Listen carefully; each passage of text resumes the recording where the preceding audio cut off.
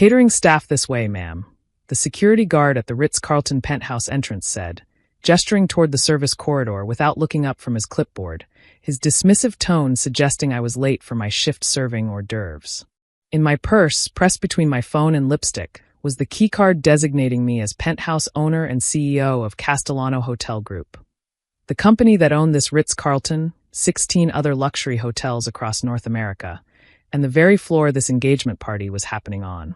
What the security guard didn't know, what my future daughter-in-law Ainsley Whitmore and her blue blood family were about to discover, was that the embarrassing mother they'd seated in the kitchen was actually their landlord for the evening, and I'd just overheard Ainsley tell her mother exactly what she thought of me.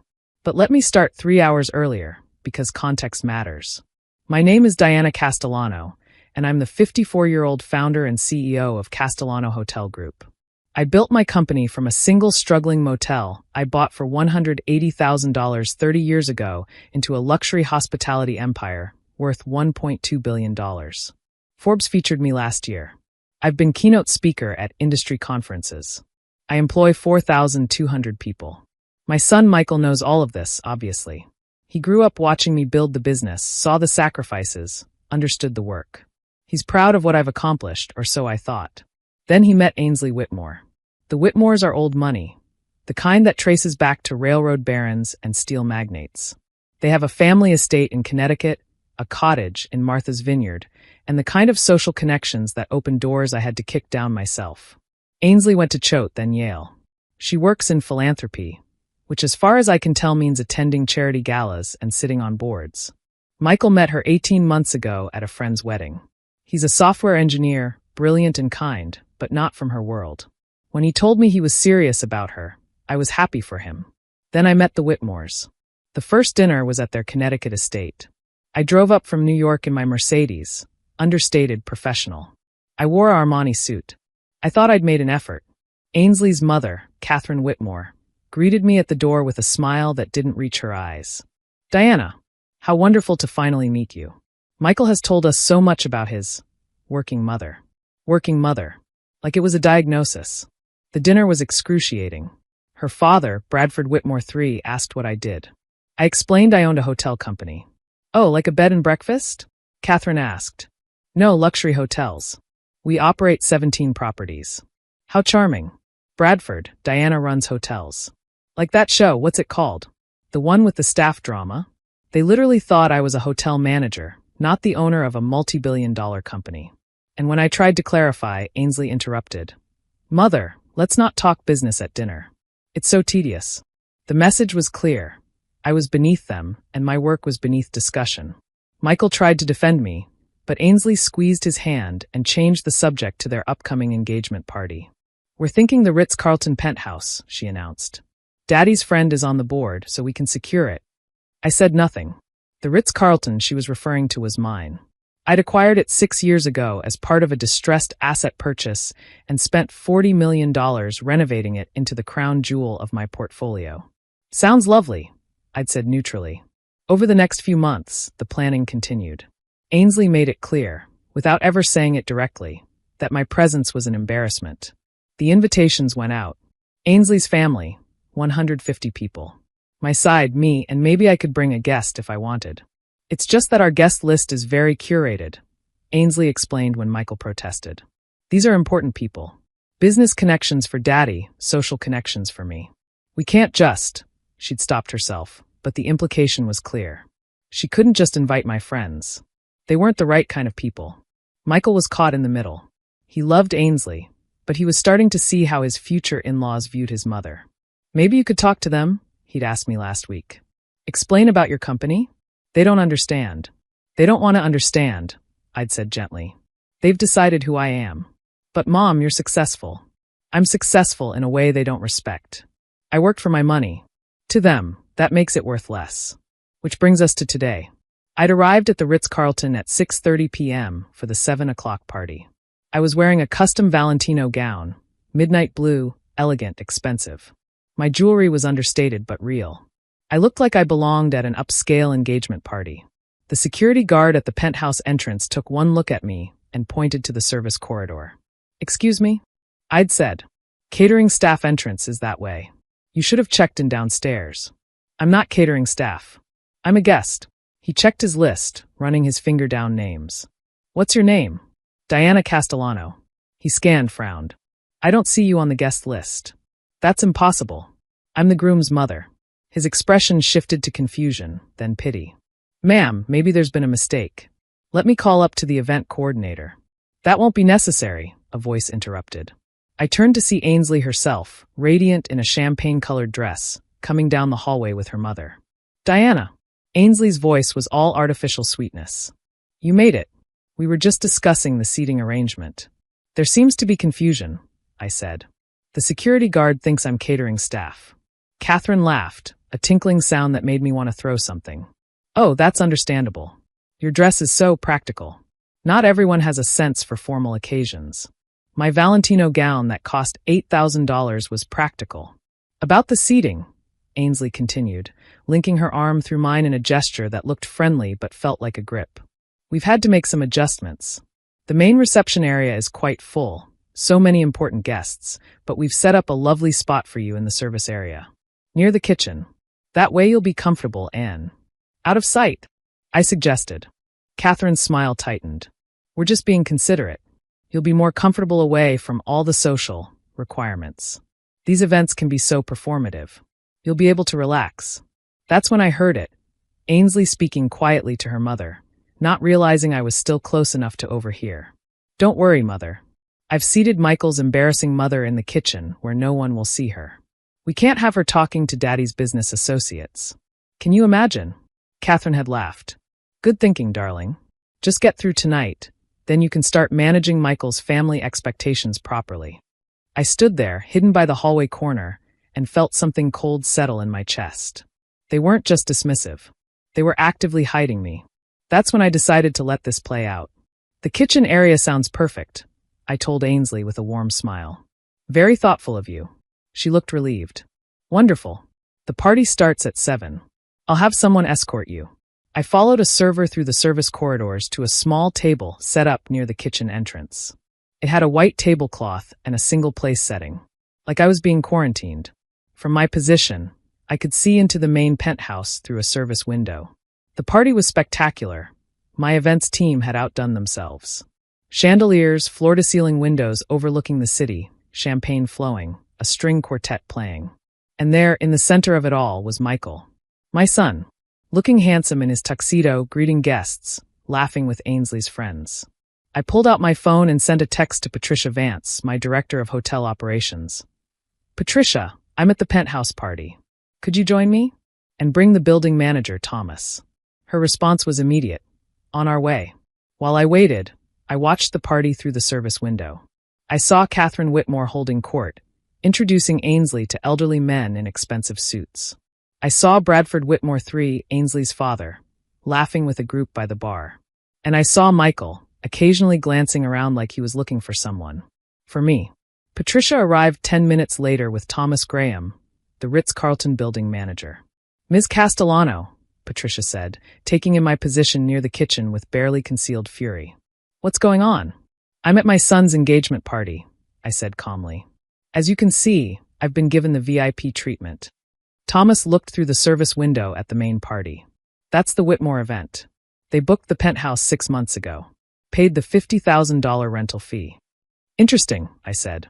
Patricia, remind me, when did we institute a policy of seating guests near the kitchen? We didn't. That's not. She stopped, understanding dawning. Ms. Castellano, did they put you here deliberately? My future daughter-in-law thought it would be better if I wasn't visible to the important guests. She described me as embarrassing. Patricia's face went through several emotions. What would you like us to do? Nothing yet. But I think it's time for the owner to make an appearance. Thomas, could you please inform the Whitmores that I'd like a word? Tell them the hotel owner needs to discuss a matter regarding their event. Thomas smiled. With pleasure. 5 minutes later, Bradford Whitmore III appeared in the service corridor, looking annoyed. Catherine followed him. This is highly irregular, Bradford said. We're in the middle of an event. What could be so important that the hotel management? He stopped when he saw me.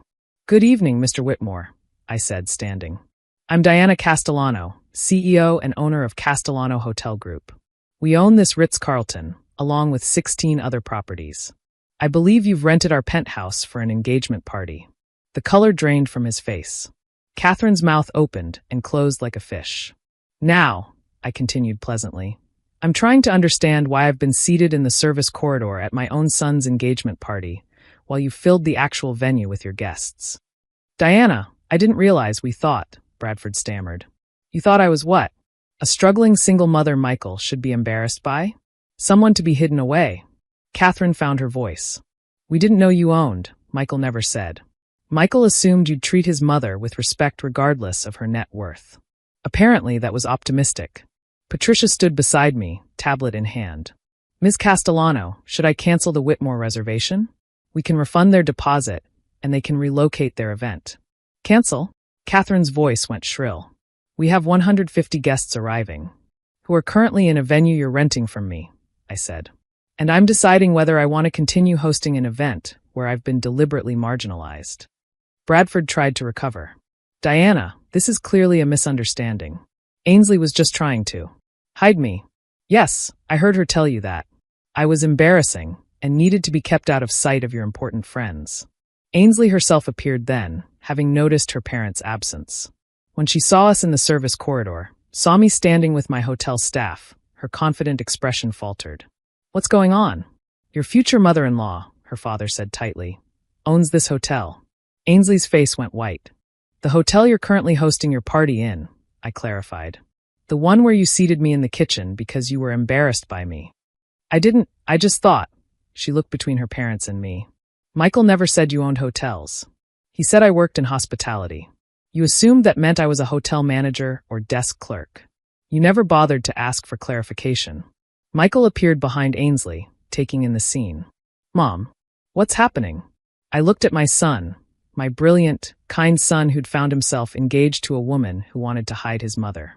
Michael, did you know Ainsley seated me in the service corridor for your engagement party? His face went from confused to horrified. What? No, Mom, you were supposed to be at table 3. There is no table 3 for her, Ainsley said quietly. I moved her. I thought, she couldn't finish. You thought what? Michael's voice was dangerously quiet. That your mother wasn't appropriate for our guest list. The silence was devastating. My mother, Michael said slowly, built $1 billion company from nothing. She put me through MIT. She's been profiled in Forbes. And you thought she wasn't appropriate. I didn't know. You didn't ask. His voice rose. You met my mother, decided she was beneath you, and never bothered to learn anything about her. Bradford tried to intervene. Son, let's all calm down. I'm not your son, Michael said flatly. He turned to Ainsley. Is this who you are? Someone who judges people by their pedigree and hides them when they don't measure up. Michael, please. Ainsley reached for him. He stepped back. I need to think about this. He walked away, back into the party, leaving Ainsley in tears. I looked at the Whitmores, Bradford's pompous expression crumbling, Catherine's social mask slipping, Ainsley crying. Here's what's going to happen, I said calmly. Your party will continue. You paid for the space and I honor contracts. But after tonight, you and I need to have a conversation, Ainsley, about whether you actually want to marry my son. Because if you're ashamed of where he comes from, this marriage won't work. I'm not ashamed. You seated his mother in the kitchen. At his engagement party. In a hotel she owns. What else would you call that? I turned to Patricia. Please escort me to the main party. I'd like to greet my son's guests properly. We walked into the penthouse, me in my Valentino gown, Patricia beside me in her impeccable suit. Conversation stopped as we entered. I saw Michael near the windows, saw his face light up when he saw me.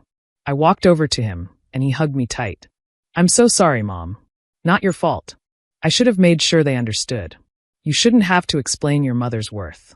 They should have seen it. We stood together, looking out at the city lights, while behind us the party slowly resumed its polite chatter. Ainsley appeared beside us, mascara smudged. Diana, I'm sorry. I was wrong. I was so wrong. I looked at her, really looked. She was young, 26, raised in a bubble of privilege that taught her to value the wrong things. Ainsley, I'm going to tell you something your mother never did. Where someone comes from matters less than where they're going. I came from nothing. I built something. That doesn't make me less than you. It makes me someone who understands the value of work. I know that now. Do you? Or do you just know that I'm rich and therefore acceptable? She flinched. That's not fair. Isn't it? If I was a hotel manager, would you still be apologizing? Or would I still be in the kitchen? She had no answer. Michael took my hand. Mom, can we go? I don't want to be here anymore. We left together, mother and son, walking out of the party I'd hosted in the building I owned, leaving Ainsley and her family to explain to 150 guests why the groom had left his own engagement party. In the car, Michael said, I don't know if I can marry her. That's between you and Ainsley. But Michael, I waited until he looked at me. Never let anyone make you ashamed of where you came from. I'm not embarrassing. I'm extraordinary. And so are you. I know, Mom. I've always known. 2 weeks later, Michael ended the engagement. Ainsley's family tried to save it, even offered to pay for the wedding. But Michael had seen something he couldn't unsee, who Ainsley became when she thought someone wasn't watching. 6 months later, Michael met someone new. A teacher named Sophia who asked me a million questions about the hotel business and told me I was inspiring. When they got engaged, we had a small party at my house in Westchester. No one was seated in the kitchen. I learned something that night at the Ritz-Carlton. The people who treat you like help when they think you're struggling are the same people who'll kiss up to you when they learn you're successful. Real character shows up when there's nothing to gain. Ainsley Whitmore saw a working mother and decided I was embarrassing. She never saw the CEO, the empire builder, the woman who'd fought for every dollar. That wasn't my failure. It was hers. And when you own the building, you never have to sit in the kitchen.